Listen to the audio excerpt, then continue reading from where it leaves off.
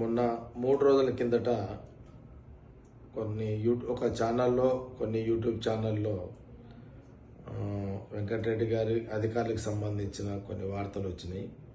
నేను మొన్న ఇలాంటి వార్తలను వేయకపోవడం మంచిదని చెప్పడం జరిగింది.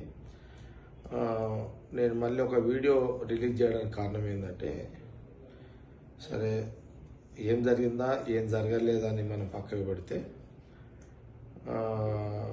దీన్ని మీద కొంత నేను మీడియా ద్వారా నేను కోరుతున్నా ఏంటంటే, ఇప్పుడు గవర్నమెంట్ కూడా ఏదో సిట్ కమిటీ వేయడం జరిగింది. కొంతమంది జర్నలిస్టులని అరెస్ట్ చేసినట్టు కూడా వార్తలు వచ్చినాయి. రాత్రి 11-12 గంటల నుంచి కొందరు జర్నలిస్టులను అరెస్ట్ చేస్తున్నట్టు వార్తలు కూడా ఇప్పుడు బయటకు వచ్చినాయి. నేను సిట్ అధికారులకు కోరుతున్న ఏంటంటే, కొంత మీరు కూడా కొంత ఆలోచన చేయండి. దీన్ని కొంత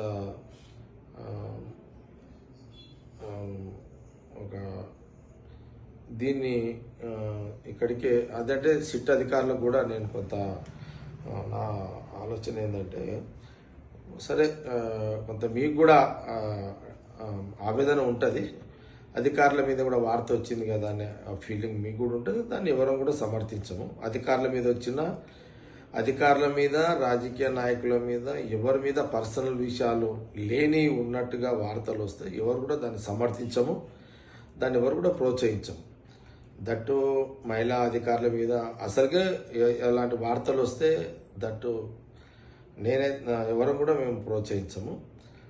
అధికారుల మీద వచ్చినా రాజకీయ నాయకుల మీద వచ్చినా లేనిది ఉన్నట్టుగా ఎవరు వార్తలు వేసినా అది తప్పే. దాన్ని తీవ్రంగా అందరం ఖండించాల్సిందే.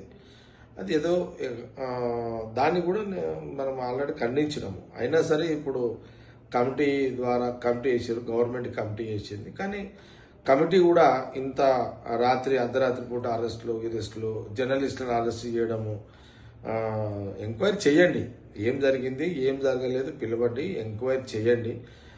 నిజాలు ఏంది అబద్ధాలు ఏంది ఎందుకు ఇట్లా అనేది ఎంక్వైరీ చేయండి. సిట్ అధికారులు మీ ఎవరైతే ఛానల్స్లలో వేసారో వాళ్ళ పిలిచి ఎంక్వైరీ చేయండి.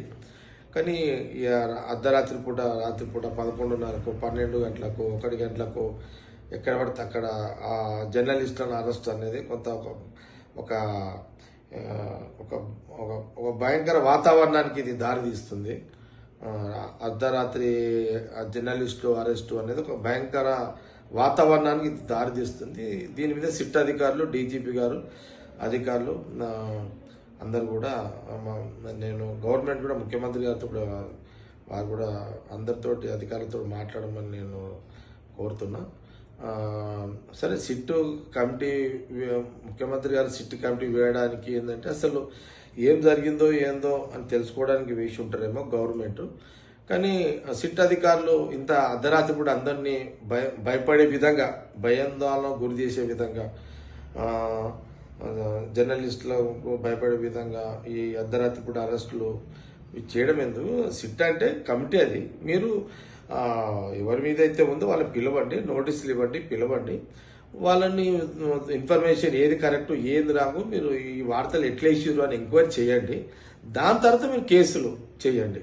కానీ మీరు డైరెక్ట్గా అర్ధరాత్రి పూట అరెస్టులు జర్నలిస్టులు చేసేసరికి అయితే జర్నలిస్టులు ఒక ఫీలింగ్ వస్తుంది, ఈ అర్ధరాత్రి అరెస్టులు ఏంది అని ఒక ఫీలింగ్ వస్తుంది. అలాంటి ఒక యుద్ధ వాతావరణానికి దారి తీయొద్దని సిట్ అధికారులను కోరుతున్నా. తక్షణమే ఇప్పుడు మీ కస్టడీలో ఉన్న అధికారులందరినీ కూడా వదిలేసేసి మీరు వాళ్ళకి నోటీసులు ఇచ్చి పిలిచి మీ దగ్గర ఏం ఆధారాలు ఉన్నాయి, ఏ ఆధారంతో మీరు ఇలాంటి వార్తలు రాస్తున్నారు అని అడగండి.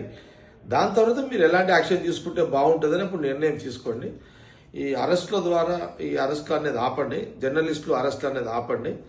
ఇది ఒక రాష్ట్రము, ఇది కాంగ్రెస్ పార్టీకి కాంగ్రెస్ గవర్నమెంట్కి కూడా కొంత ఇబ్బందికరంగా ఉంటుంది. ప్రతిపక్షాలు దీన్ని ఇంకో రకంగా తీసుకొచ్చే అవకాశాలు కూడా ఉంటాయి. కాబట్టి సిట్ అధికారులు కొంత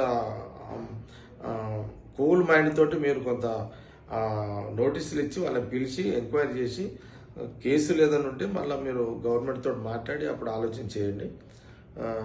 ఈ అరెస్టులు అనేది మీరు ఆపితే బాగుంటుందని నా ఆలోచన. సిట్టాధికారులకు మీడియా ద్వారా నేను కోరుతున్నా, దయచేసి మా ఇంట్లో ఆడపిల్లలు ఉంటారు, మా ఇంట్లో ఆడపిల్లలన్నా మేము కూడా ఫీల్ అవుతాము. ఐఏఎస్ అధికారులు ఆడవాళ్ళం కూడా అనే దాంట్లో నేను 100% అది ఎవరు వేసినా తప్పే.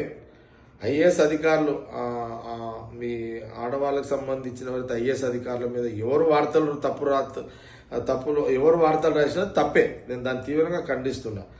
వెంకటరెడ్డి గారి మీద కానీ అధికారుల మీద రాసిన వార్తని నేను పూర్తిగా ఖండిస్తున్నా. అలాంటి వార్తలు ఎవరు రాసినా తప్పే. కానీ మీరు ఎంక్వైరీ చేసుకోండి, పిలవండి, నోటీసులు ఇవ్వండి, అని అడగండి. ఆ రకంగా మీరు మూగండి. కానీ ఇట్లా అర్ధరాత్రి కూడా అరెస్టులు చేసి ఒక భయం, జర్నలిస్టులు అందరిని అరెస్ట్ చేస్తున్నారని ఒక యుద్ధవాతాన్ని తీసుకురాకండి అని నేను సిట్టాధికారులకు కోరుతున్నా. డీజీపీ గారిని కూడా కోరుతున్నా. తక్షణమే డీజీపీ గారు కూడా సరే ఇప్పుడు ఈ కమిటీకి సజ్జనార్ గారు ఉన్నట్టున్నారు, వారిని కూడా నేను కోరుతున్నా.